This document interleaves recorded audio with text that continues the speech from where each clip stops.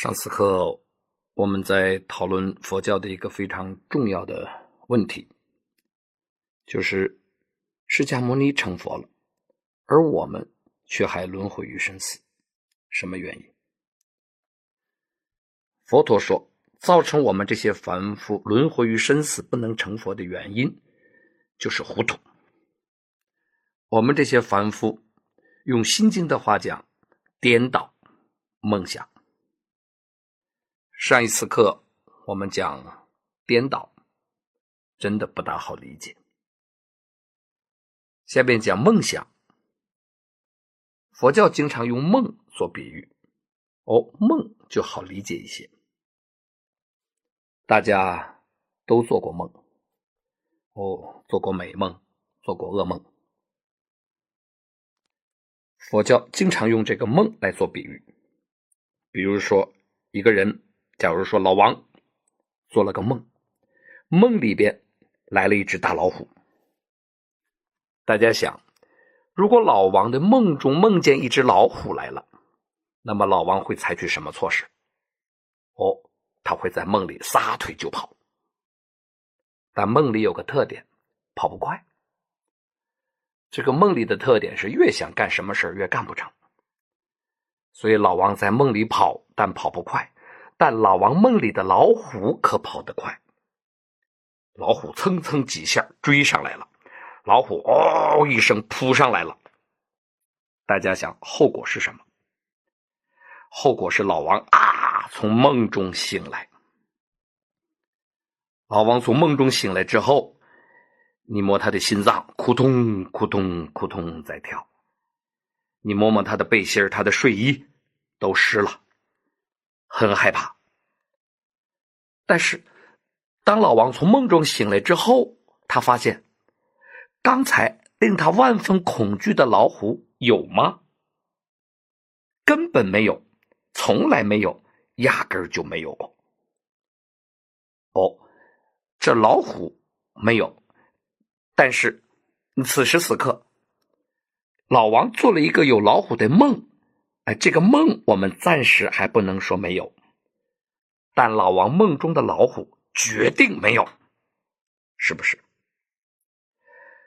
但是一个决定没有的老虎，刚才为什么令老王万分恐惧呢？原因是老王不知道那是梦。比如他在梦中跑，我说老王别跑，这个老虎是假的，不会伤害你。他信吗？他肯定不信。他会说这姓于的太可恶了，老虎来了不让我跑。但是等到老王从梦中醒来之后，他确实发现这个老虎没有，从来没有过。这个例子大家都好理解。大家注意，佛陀他老人家30几岁坐在菩提树下证道了。前面我们讲过，他老人家宣称自己是 Buddha 这个词我们翻译成觉者。其实各位， Buddha 这个词，这个名词来源于一个动词词根 boot 这个动词词根是什么意思啊？ boot 这个动词就是醒的意思，从梦中醒来的醒的意思。因此从 boot 这个醒的动词衍生出的这个名字 Buddha， 其实 Buddha 这个词它最基本的含义就是醒了的人。什么意思？也就是释迦牟尼先生30几岁坐在菩提树下，他宣称他自己醒了。言外之意，他认为我们大家此时此刻还在梦中。你认同吗？有人说我不认同，我晚上躺在床上做的那才是梦，我现在不是梦。而释迦牟尼老人家想告诉我们的是，你晚上躺床上做的那个是梦中之梦，你此时此刻还是梦。而释迦牟尼老人家说，我就从你这个人生的大梦当中醒来了，而你还在梦中。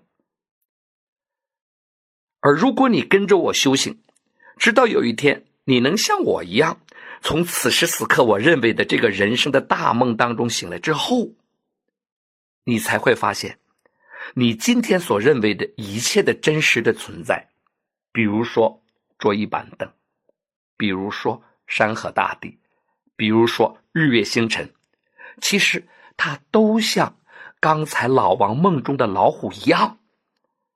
等你梦中醒了之后，你才发现他们从来没有，压根儿没有，根本就没有过。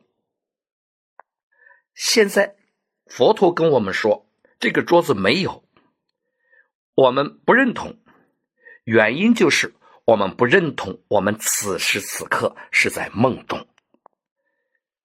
有人会说，佛陀认为我们此时此刻是梦，这是佛陀的真实教诲吗？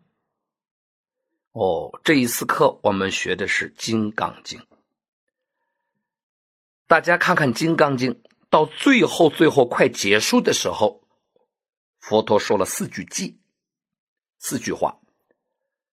鸠摩罗什是这样翻译的：一切有为法，如梦幻泡影，如露亦如电，应作如是观。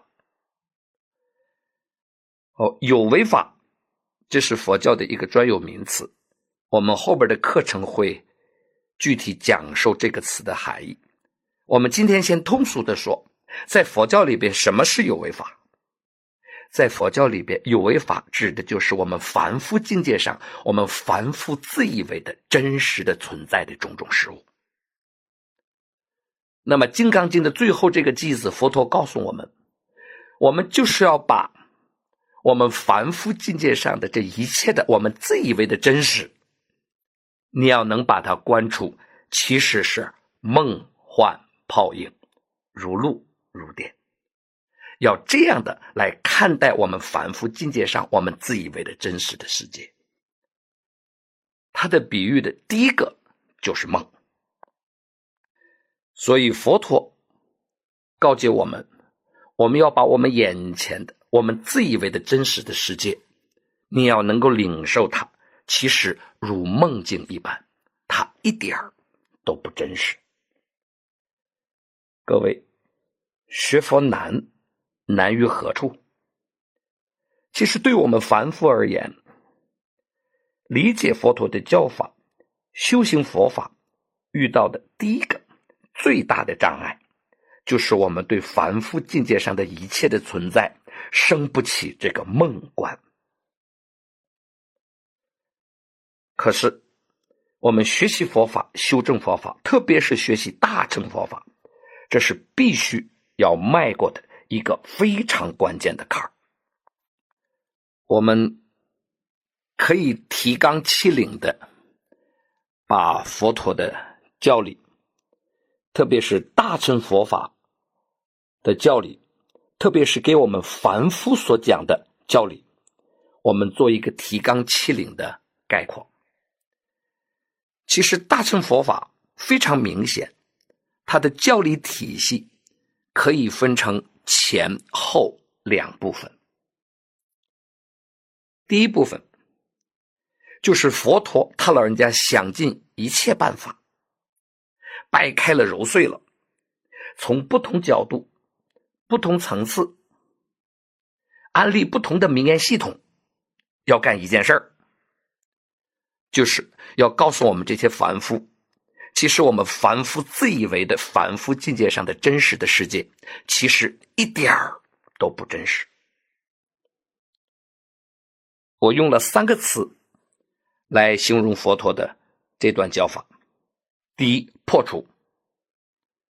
这一段教理佛陀在干什么？佛陀老人家就是想尽一切办法破除我们凡夫对凡夫自以为的真实世界的理解。第2个词我选的是颠覆。佛陀老人家在这一段教法里边在干什么？就在颠覆我们凡夫对凡夫境界上的真实的理解。我用的第3个词是解构，这是我借用了后现代主义的一个词，解就是解决的解，构就是构成的构。佛陀老人家在这段教法里边干什么呢？就是在解构我们凡夫自以为的真实世界。佛陀告诉我们，你们凡夫自以为的真实的世界一丁点都不真实。这是佛陀教理的第一部分。佛陀教理的第二部分，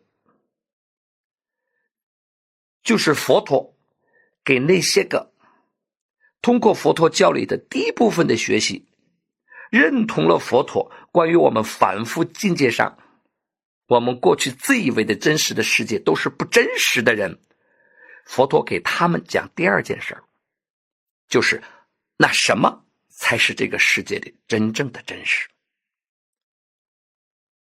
因为对于一个凡夫，当你学习佛陀教法的第一部分，渐渐的你能够认同了佛陀关于我们凡夫境界上的存在都是不真实的这个道理。但是注意，你此时此刻还是凡夫，只不过你这个凡夫跟其他的凡夫有点不一样了，就是其他的凡夫执着着凡夫境界的存在为真实，而你这个凡夫通过佛陀教理的第一部分的学习，已经能够认同了佛陀关于我们凡夫境界上的一切的存在都是不真实的。但你此时此刻还是个凡夫，既然是个凡夫，你这个时候一定心中会升起一个新的问题。你会问佛陀老人家，老师啊，过去我以为的真实都让您老人家给解构了，给颠覆了，给破除了，那我这心中湿落落的，老人家，那您告诉我，这世界还有真实吗？什么才是您老人家所认为的这世界的真实？所以佛陀教法的第二部分，就是给那些个通过第一部分学习认同了释迦牟尼关于凡夫境界上的一切的存在都是不真实的，认同了这一点的那些凡夫，佛陀讲第二件事，什么才是佛陀所认为的真正的真实。如果我们提纲挈领的话，佛陀的教理就可以分为这前后两部分。第一部分告诉我们凡夫境界的存在都是不真实的，第二部分告诉我们什么才是佛陀认为的真正的真实。而对我们凡夫而言，佛陀的这前后两部分教理，哪部分重要呢？其实第一个问题，第一部分教理是重头戏。因为我们凡夫最难解决的就是我们不能认同我们凡夫境界上的存在是不真实的，这个坎儿我们迈不过去。其实如果这个坎儿我们真正能迈过去了，那么佛陀所认为的这个世界的真实，对于迈过第一坎儿的那些众生来讲，其实它是水到渠成、瓜熟蒂落的事儿。所以学习佛陀教法其实难就难在第一个问题。其实对于我们凡夫而言，学习佛陀教法，我们首先应该努力着意的就是这个第一个问题，也就是要把我们这些凡夫从对凡夫境界上这种真实的理解，渐渐能够引导着我们发现，其实我们过去以为的真实其实都是不真实的。其实《金刚经》它的重点就是讲这个问题，就是让我们从教理上，从切实的修行的实证上，一步步的从我们对凡夫境界的那种真实的执着，而让我们一步步的能够观我们凡夫境界上的一切的存在，如梦幻泡影，如露亦如电。讲金刚经，或者说讲佛法，特别是大乘佛法，其实重点就是要讲佛陀究竟是用了什么样的一个善巧，佛陀是用了怎样的理论与实践，把我们凡夫从对凡夫的那种实有见，把它一步步的解构。那我们这个课程后边的重点就是讲佛陀在般若波罗蜜这个法门当中是怎么样的一步一步把我们的反复见解解构的。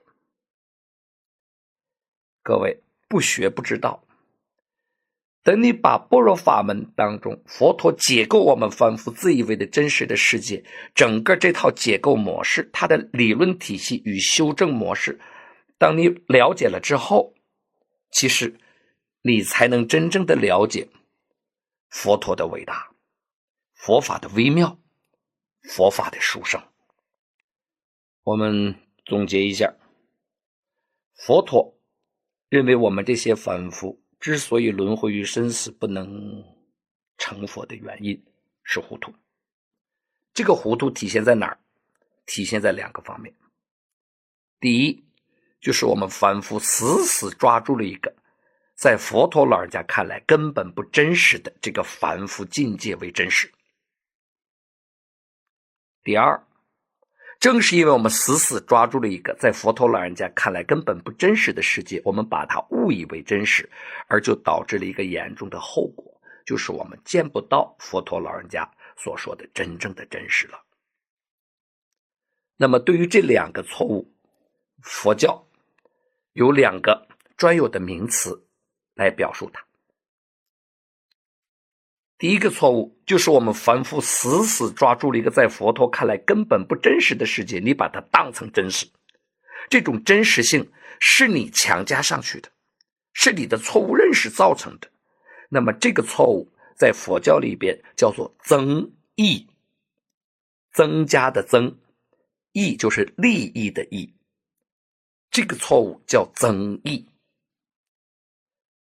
正是因为有了增益的错误，我们死死地抓住了一个在佛陀看来根本不真实的世界当真实，因此佛陀认为我们就再也见不到他老人家所认为的这个世界的真正的真实了。见不到这个真正的真实的错误，佛教里给了他一个专有的名词，叫损减。损就是损失的损，减就是加减法的减，损减的错误。因此在佛陀眼里，我们这些凡夫犯了两个错误，一个增益，一个损减。因此我们学习佛法，修正佛法，就是解决这两个问题，就是要把我们凡夫过去自以为的真实的世界这个真实性打破，解决增益的问题，进而佛陀所认为的这个世界的真正的真实才会显现，解决损减的问题。也就是整个学佛的历程，就是要把我们这些个犯着增益与损减这两个错误的凡夫，一步步的把我们引向佛陀的不增不减的这样一种解脱境界。